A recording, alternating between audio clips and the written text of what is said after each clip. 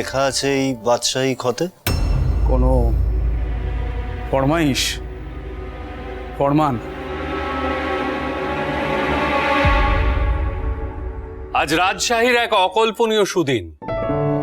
দিল্লীশ্বর বাদশাহ ফরমান করে জানিয়েছেন যে এখন থেকে আপনাকে রায় রায়ান খেতাবে ভূষিত করা হলো।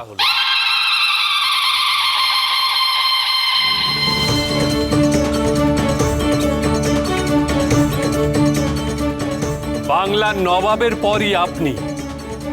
এবার থেকে বাংলার কোষাগারের দারোগা আপনি। কার্যত আপনি নবাবি চালাবেন রায় রায়ান রঘুনন্দন রায়।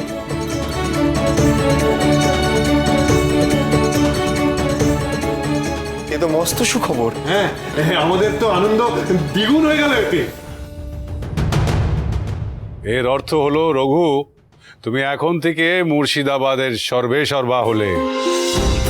সাধু সাধু সাধু সাধু সাধু সাধু সাধু। ঠাকুরজি, এটা একেবারে মস্ত সুখবর। হ্যাঁ,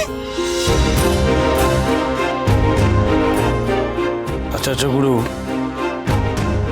আমাদের বৌরানী দেবাংশী কিনা আমি জানি না, তবে তিনি অত্যন্ত সৌভাগ্যবতী। তার পদচিহ্ন নাটোরে পড়ার পর এত বড় সুসংবাদ এল। রঘুরাজা, আমি বেশ বুঝতে পারছি ধীরে ধীরে অন্ধকার কেটে যাচ্ছে, কিন্তু যতক্ষণ না আমার ক্রিয়া সম্পন্ন হচ্ছে ততক্ষণ এহেন মন্তব্য আমি করতে পারি না। আমার আরো কিছু পরখ করা দরকার। তবে আপনার উন্নতি কিন্তু সেদিকেই লক্ষ্য করছে। সেটা আমি জানি আচার্য গুরু, সেই সততা আপনার মধ্যে আছে। তবে আপনার কাছে আমার একটি অনুরোধ আছে।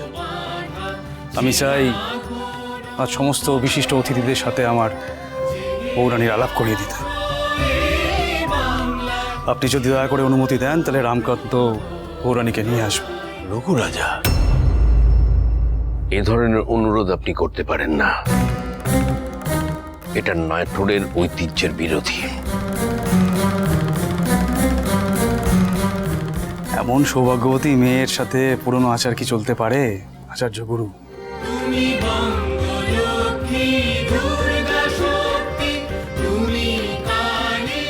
বরং সবাই দেখুন আমাদের রাজরানীকে, আমাদের গৃহের লক্ষ্মীকে।